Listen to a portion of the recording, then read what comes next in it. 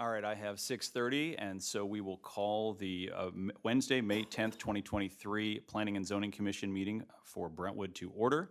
If you would please join me in the Pledge of Allegiance. Allegiance to the flag of the United States of America and to the republic for which it stands, one nation, under God, indivisible, with liberty and justice.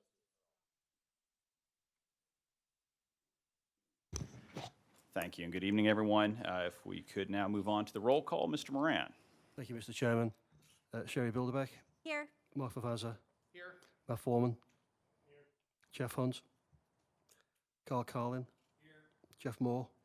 Here. Art Nelson. Here. John Nemberger. John Ritter. Here. Paul Moran. Yeah. Lisa Sharing. Here. And Brian Nolan. Here. Thank you very much. We got a quorum, Mr. Chairman. Thank you, Mr. Moran. And with that, I would like to formally welcome Mr. Nolan to the commission. We look forward to working with you. Welcome aboard.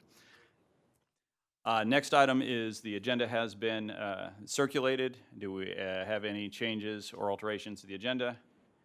Seeing none, any objections to approving the agenda by acclamation? The agenda is approved. Next item is the approval of the minutes from our April 12th, 2023 meeting. Those minutes have been distributed. Are there any changes or corrections that need to be made? Seeing none, objections to approval by acclamation? Minutes from April 12th are approved. Next item of business is citizen comments for anyone wishing to address the commission on items that are not on the agenda. Anyone online? I will remember to do that this time. All right, seeing none, we will move on.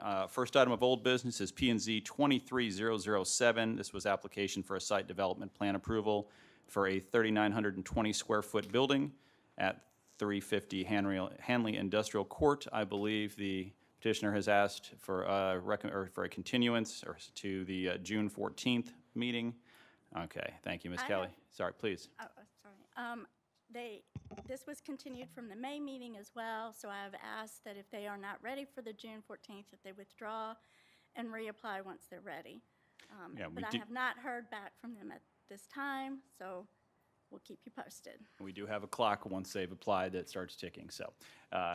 So we need a motion to have this continued to the June 14th meeting. So moved. No, I propose a motion to do that. Motion by Mr. Moran. Do I have a second? Second.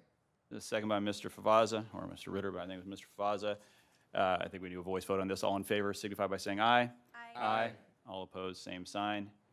All right, we will continue this to the June 14th meeting. Our first item of new business is P&Z 23008. This is application for rezoning of the property addressed at 8817 Moritz Avenue. This is from PD, our Planned Development Overlay District, to a B single-family residential. Is the applicant, the petitioner, here this evening, or his representative? If you could please approach, state your name and address for the record. Thank you. Sam Beffa, Carter McDonald, PC, 120 South Central, Suite 1800, St. Louis, Missouri, 63105. All right, Mr. Baffa. And can you tell us a little bit about your petition this evening?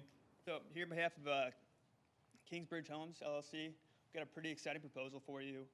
We're looking to tear down an existing single-family dwelling and replace it with a $800,000 single-family dwelling. Right now it's zone PD, planned development. We're looking for a going back to the B single-family residential. I believe it was rezoned that in 2018 in order to provide for the commercial corridor along Brentwood Boulevard. However, given the site, given its constraints, it's only about 70 feet in width. The current PD zoning really makes the whole property unreasonable to develop. For example, the minimum lot width in the PD is 150. Again, here's 70 feet. Also requires in the PD a 10-foot side yard. And then when a side yard abuts any residential district, you have to do 50 feet on top of that. So really, under the current zoning, the only thing you can develop on the property is a 10-foot wide building straight down the property. So what we're looking to do is really continue with the existing single-family residential development, just looking in order to provide for a newer, more expensive house than what's currently there. We're looking for a rezoning to be. So with that, we're welcome to answer any questions the commission may have. And just remind folks, of course, that we're here this evening just on the rezoning of this. It's not a development or any site plan or anything like that in front of us. So that is the only item in front of us. Thank you very much, Mr. Baffa. Any, actually, let's go to staff report first, and then we'll ask questions jointly. So staff report, please, Ms. Kelly. Well, I do have a PowerPoint for you, but it's not connecting to the base, so I will try to do, he's trying to fix this right now. We have been snake bit with tech problems last couple times.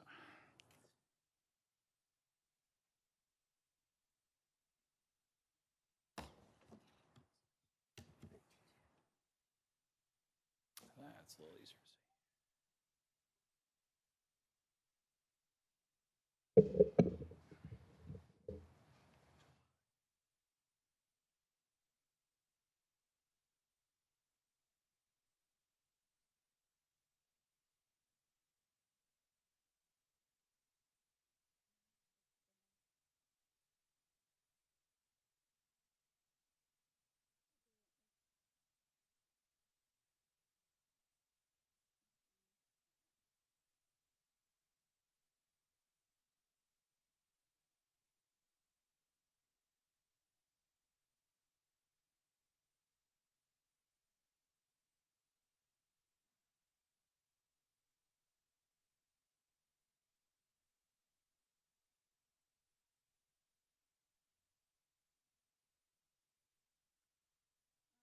I'm not getting the SharePoint to, click share to work. We will do a Zoom share screen. Right. That'll work. We are able to see it. Okay.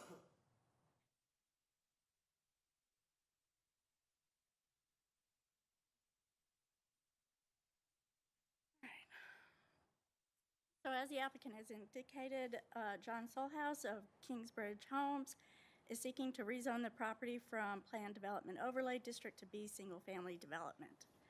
The proposed rezoning would allow for the applicant to tear down the existing non-conforming residential home and rebuild a new single-family residential home under the B Single-Family Districts. The parcel is 70 feet in width and 100 feet in depth, and the current zoning does not allow for single-family residential homes. Here's the zoning map. The light blue is actually the PD overlay district, and the yellow is the B single-family. Here's an aerial overview of that. You will notice that the property is surrounded on 3 sides. Pretty much, this property here is part of the parking lot for the Retina Institute, but it is surrounded on 3 sides by the Planned Development Overlay District. So you can see that here is the aerial in the applicant site plan. So in the 2018 City Comprehensive Plan and Future Land Use Plan designates the properties along the PD Overlay District and along the Brentwood Boulevard sub-area and town center areas as mixed use to encourage vertical and multi-story mixed-use development throughout the town center and to increase foot traffic and create a denser, more vibrant atmosphere. The Brentwood Boulevard sub-area plan discusses this area in particular in that the small, shallow lots along South Brentwood Boulevard creates an issue with any redevelopment plans and therefore included this property as well as within the 2006 comprehensive plan in order to encourage redevelopment and provides the sufficient landscape buffer that is required under as recommended by the comprehensive plan and is required under the Planned Development Overlay District. The recommendations for this area of the city include 1 to 3 stories with parking located in the rear or sides of structures whenever possible to allow for businesses to be the main focus along Brentwood Boulevard. The rezoning of the property would severely limit the redevelopment opportunity of those properties along Brentwood Boulevard. The surrounding properties you have to the north as part of the veterinary's office as Planned Development Overlay. To the south is the Retina Institute. To the east is the multi-tenant office and retail. And to the west is the B Single Family District. The stated purpose of the plan development overlay is intended by site plan approval to encourage the appropriate development of retail, office, and multifamily residential uses or combination thereof in the best interest of the city. Specifically, the district is intended to relate the development of retail, office, and multifamily residential uses to the adopted plan of Brentwood Boulevard, Manchester Road commercial study for the major business corridors, including land use and public improvements. It is to provide for a scale and flexibility of development which could not otherwise be achieved through fixed single-use zoning districts, and encourage site consolidation and plan mixed-use development. Induce and ensure high-quality future development through the use of site plan approval procedures which provide for the specific consideration of access, parking, drainage, landscaping, and design factors.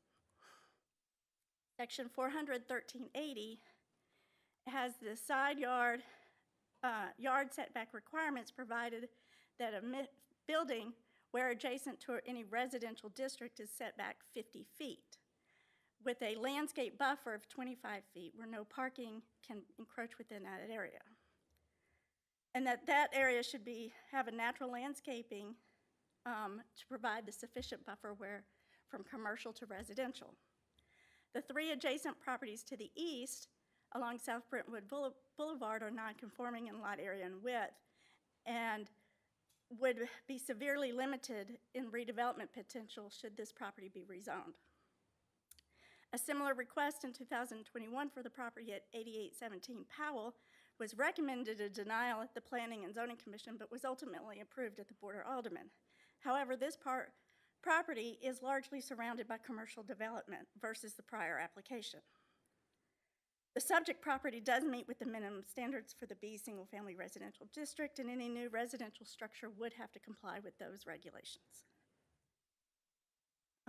The factors that the Planning and Zoning Commission should take into consideration for any rezoning is the existing use and zoning of nearby property, the extent in which property values are diminished by the particular zoning restriction, the extent to which the diminution of the property values of the subject property promotes the health, safety, morals, and general welfare of the public, the relative gain of the public vis-a-vis the hardship imposed upon the individual property owner, the suitability of the subject property for the zone purposes, the length of time the property has been vacant as zone considered to the context of the land development in the area and the vicinity of the subject property, the care in which the city has undertaken to plan its land use development, and the evidence or lack thereof the city's need for the proposed use. So the Planning and Zoning Commission should take all these factors in consideration and discussion, and upon their determination, make a recommendation to the Board of Aldermen, or they can continue the discussion to the June 14th meeting. Thank you, Ms. Kelly. And if I think I recall correctly, the conversation for the previous request for change in zoning similar to this was the currency of the comprehensive plan, which is about 5 years old. The other thing was questions raised, and I'd appreciate your thoughts on this, of we have PD, as you noted in your staff report, so that we can try to assemble land and encourage development, especially development where we have parking behind the businesses, which is modern and really promotes those businesses. Some concerns were raised in that conversation, and I have heard those questions myself. Well, but we're not seeing the development. We're not seeing requests. From the Director of Planning side, do you have any thoughts or response on that particular objection? Not at this time. I would say that the difficulty is probably the land assembly is usually the case. But any rezoning is a legislative discretion at the Planning and Zoning Commission and Board of Aldermen. So. And I would note, and I appreciate the staff report noting that this was done, but it has been done since 2006, I think you said, is that it's been in PD. So, all right. At this point, open it up to questions from the commissioners. Ms. Baffa, I'm sorry, we like to get a little both, and it's uncomfortable to stand there the whole time, but they may have questions for you as well. So, any member of the commission ask questions on the petition here? Sure. Mr. Carlin, please. If the property was rezoned to residential, then would that make the existing property non-conforming? In other Yes. words, now you couldn't do the 50-foot setback. It would be, it would limit those properties. Hold on, I can look at the site plan again. It would provide, because the building would have to be 50 feet, the front yard setback is along Brentwood Boulevard is 25 feet. The properties are, have a depth of 150 feet, but they're only 38 feet wide for a couple of them. So it could be very difficult to redevelop those properties.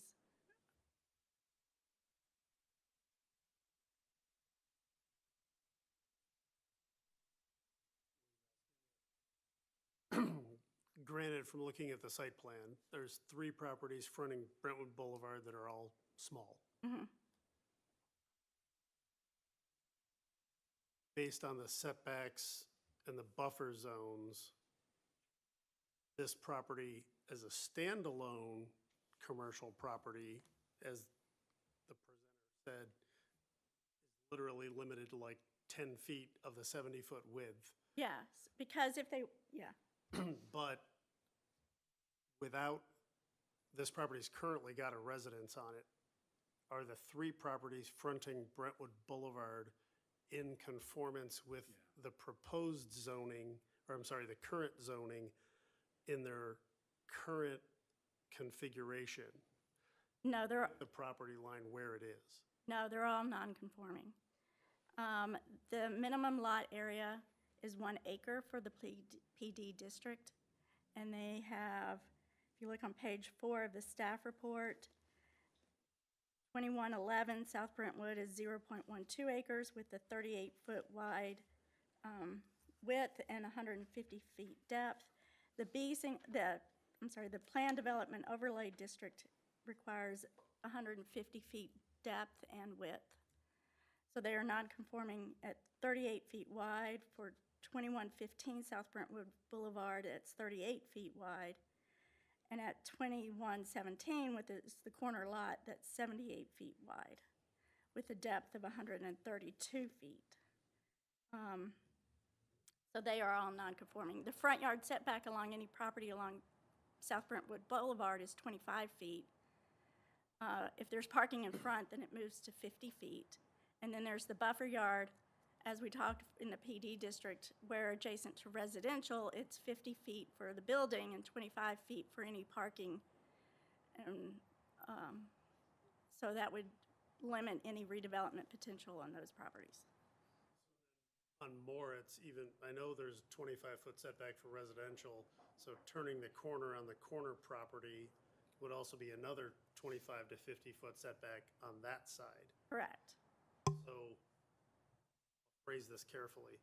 The aspirational goal is that someone would come in, purchase 4 lots, and aggregate those into a conforming property for redevelopment. Correct.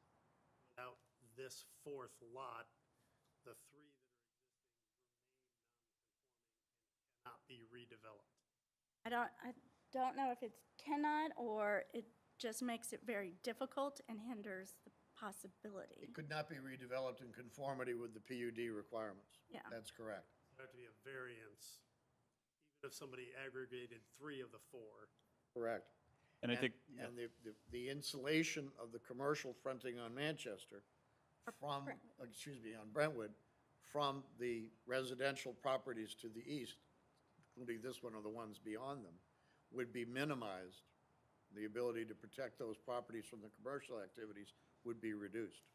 and I think if we recall quickly, I appreciate that, Mr. O'Keefe, the biggest conversation that I recall from going through this process and those who were part of the commission at that time was exactly where that line is for PD, right? If we go too far west or east, obviously you're impacting a greater number of residential, but we needed to have the ability to have that as planned development of land assembly and development. That was the whole intent of trying to find that right sweet spot, for lack of a better term, for that conversation.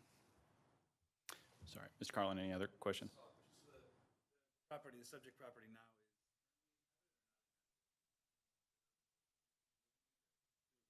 is. And I apologize, we are recording this. I need you to come to the microphone. Sorry. All right. John Solthouse, Kingbridge Homes. It was inhabited till about 2 weeks ago. Okay. So if if this isn't approved and it just stays as it is, then the owner of that house can continue to sell it to somebody residentially as long as they want. If at some point they don't, and it could then just sit vacant with the inability to do anything with it, essentially.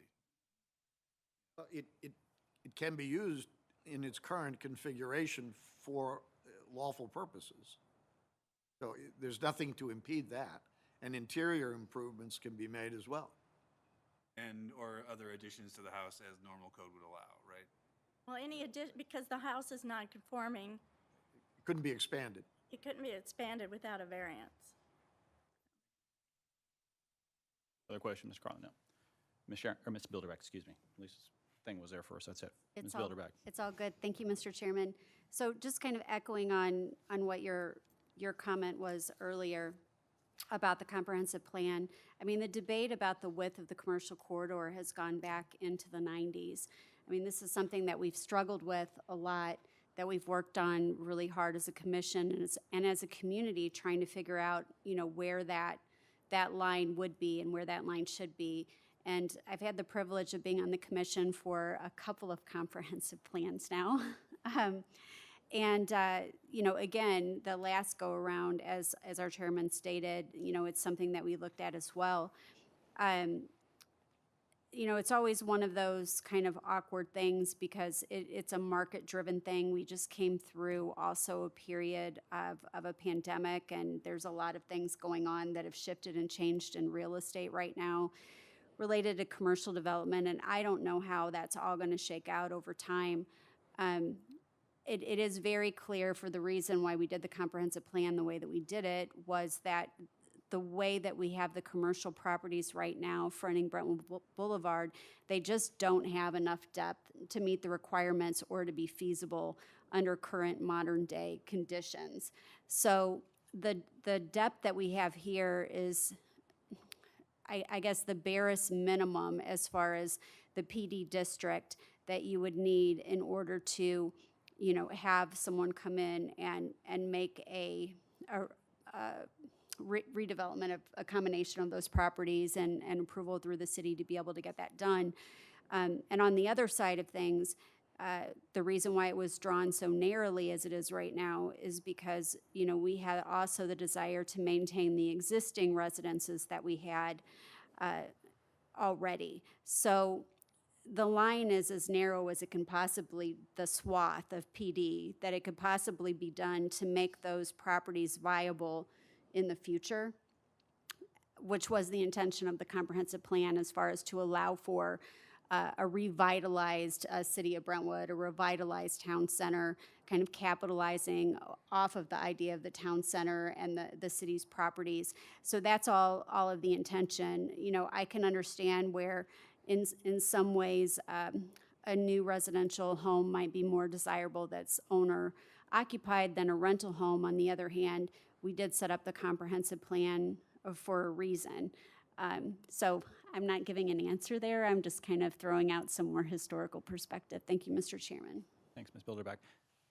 Any other comments? I do want to note for the record that Mr. Nolan has informed me that he may have a business relationship with either the petitioner or the representative and has asked to recuse himself, so I just wanted to have the minutes reflect that. So thank you for notifying me of that. Yep, sorry.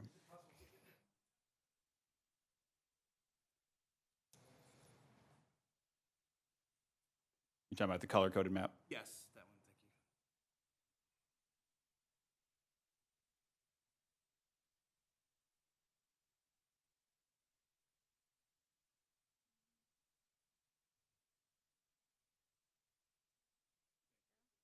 So I'm just looking at it and I'm wondering, so the property directly to the, I guess it's the south, you mentioned there's a parking lot, I guess, there, and I looked at Google Earth, there is. Yeah.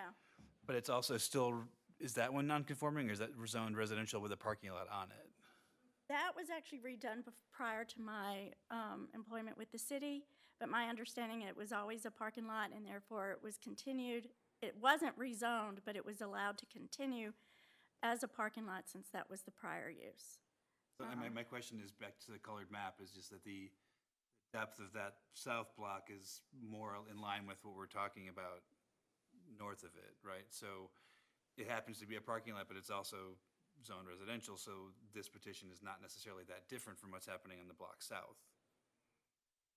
Right, so those properties. Except he wants to put a single-family residence on there. Well, I understand, but I'm saying like the depth of those commercial properties south of that are no deeper than the one we're proposing on the north of that. And so how are those redeveloped in the future, I guess? Right? Right. So, I think it's a fair question. I think my point would be is thinking about that greater depth. So those would be more difficult to develop. If we make a change, is that going to mean that the spot that we do have that might be easier to get development and interest in is then going to be eliminated, and we're left with very difficult spots to develop for commercial or mixed-use property, which was the PDI concept. But understand the question. Yep, yep, absolutely. Mr. Moran. Thank you, Mr. Chairman. So there's a numeric congruence, right, between 8817 Moritz and 8817 Powell that this committee voted to deny the application. What is different about this one that would make us want to vote in a different way? I don't know if it's to you or to... That's, any rezoning is up to the It's going to Planning make, and it's going to Zoning make us look... Commission to make their recommendation and the Board of Aldermen. I think it would make us look very arbitrary. I can follow up with that. I mean, each property is unique, and, given the change in circumstances between, 2021 and 2023, we had COVID, a lot more people are working at home. While that property, that was more or less right across from the Charles Schwartz auto dealership, whereas this one is on a residentially platted street. It's, every house on that street is residential.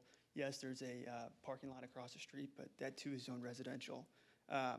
Really, the only way for this property to be developed would be if that whole stretch right there on Brentwood would be to redevelop, because those three properties right there together don't aggregate the requirements under the PD zoning district. Even if you combine all four of them, it still wouldn't meet the area requirements.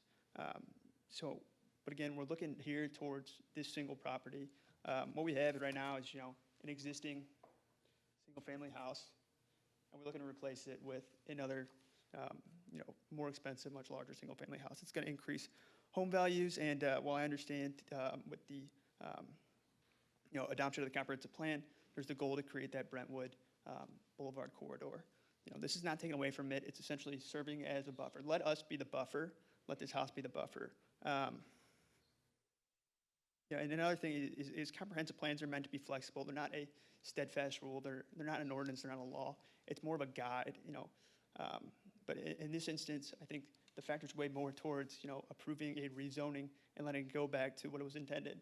Single-family residential on a single-family residential platted lot. And again, even if we were to try to develop as a commercial property, really any kind of property on this tract as it is right now, it'd be a 10-foot wide building. So it really doesn't make sense. Right now, the current zoning essentially, is a huge diminution in value to the overall value of the property. Thank you, Mr. Baffa. I would Ms. like Gill, to yep. point out that the attorney did just point out something. You can see the depths of these properties were all in line that are fronting South Brentwood Boulevard, whereas this corner lot is the defining factor of inclusion of this property to PD. And I will say, by rezoning this property, it could be creating an additional nonconformity for these properties. I think we already discussed there's already existing nonconformity with those properties as they are right now, so. Ms. Bilderbeck. Thank you, Mr. Chairman. The other thing, too, is I want to point out, as it says on here, close-up of the zoning map. This is the zoning map. The comprehensive planning map, how far does it take the boundary? Because that's where we had the debate. Hold on, I can pull that up. Because the boundaries were pretty uniform, I think all along the street in the comprehensive plan. And just for the public's benefit, there's a total difference between a current zoning map versus a future land use map in a comprehensive plan. By virtue of a comprehensive plan, it's a comprehensive view of the future of the city. It usually is done about once a decade or so, and the future land use is what the citizens coming together view and desire to have for the municipality going forward, looking forward 10 years ahead, 20 years ahead. that sort of thing. And in a comprehensive plan, you don't go through and automatically rezone all the property. You do that at the time when the proposals come forward that would be consistent with the comprehensive plan. So just to kind of give, for the folks that are sitting at home watching this later with their popcorn, because, you know, it's riveting television, in case they're not familiar with that and didn't attend the last comprehensive plan meetings or were so excited about it that they just couldn't think about it anymore. That's kind of a refresher as we're looking for a map, which it looks like we found. Thank you, Ms. Mr. Bill- Chairman. Thank you, Ms. So, Bolderac. yeah, this Helpful. is the comprehensive plan, the future land use map on page 33. Yeah, it follows, the plan development overlay district for these properties right here is consistent with the boundaries of the suggestions from the 2018 comprehensive plan. Other questions from the commission? I have a question. Thank you, Mr. Chairman. So just to clarify, when we're looking at the future land use map and the comprehensive plan, is it the same depth as what we're showing with this current PD, or does it look to be deeper? It looks to be the same depth as the current PD. Okay, which would encompass the property that we're talking about tonight? Correct. So Okay. So that's kind of the vision for the depth and what we had settled on as a community for what would be the minimum amount necessary in order to have future revitalization of commercial properties along Brentwood Boulevard to make them feasible. And again, something that we've debated since the 90s. So thank you, Mr. Chairman. Thank you, Ms. Bolderac. Any other questions? Any member of the public? I don't know if we had any folks online. And I assume, Ms. Kelly, were notices distributed on this topic as well to the Yes. members? Yeah, as usual, I appreciate that. Just a reminder, so again, at this point, Chair would entertain a motion. It has been our practice in general that motions are made in the affirmative. And so if you wish for this rezoning to be moved forward, then you would vote affirmative. And if you wish to not recommend approval, you would vote negative. That's just been our practice. So do I have a motion? Yes, Mr. Chairman. I move to recommend approval of the rezoning request for 8817 Moritz Avenue as presented during this meeting, the 10th of May, 2023. Been moved by Mr. Moran. Do I have a second? Second by Mr. Carlin. Roll call vote, please. Jerry Bilderbeck.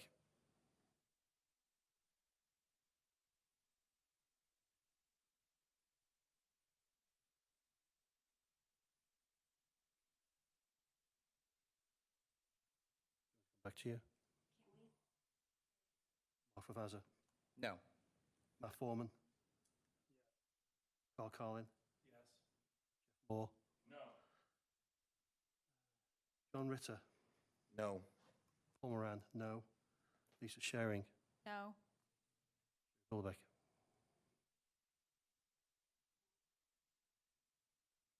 Motion's denied. Thank you, Mr. Moran. Again, as a reminder, this is a recommendation to the board. Sorry, please, Ms. Kelly. I counted 6-2. 6-2, you're right. Okay. Sorry. Yeah. Thank you. Let's make sure we clarify that. 6-2.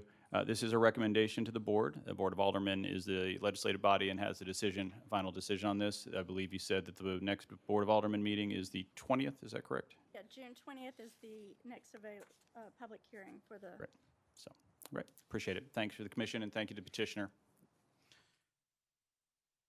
All right. Next item of business this evening is the aldermanic report. Seeing no alderman present, we'll move on to the director's report. Yeah, so the next item, next meeting on June 14th, we have the continuation of the Carberline building addition. However, I will push that if they aren't ready, we would just have them withdraw. The deadline is actually Monday to make that June meeting, so we will keep you posted. We may have a text amendment that is coming in, but I don't know quite yet. So we will keep you posted for that meeting. And I will think that, just if I can comment, it is starting to get summer break and travel season. And so I think that at least not speaking for the entire commission, but I think that if we do need to combine meetings, if we don't have urgent business for text amendments especially, then we could maybe do that as a later. And so just something to consider if we have a light agenda without pressing business. The Board of Aldermen did approve the fence regulations with one modification. With the front yard setback, they did take it back down to 2 feet. There was a couple of properties they pointed to that had a 4-foot-high pre-existing chain link fence that they felt was very imposing to people walking by. They wanted more of a decorative, low garden style, so they took it back to 2 feet, but everything else remained the same. So, Great, All right. thank you. Any other items of business? If not, do I have a motion to adjourn? Moved. Moved by Ms. Bildermack. Do I have a second? Second. Second. We stand adjourned, and I get to use the gavel now because I'll remember. Thanks, everyone.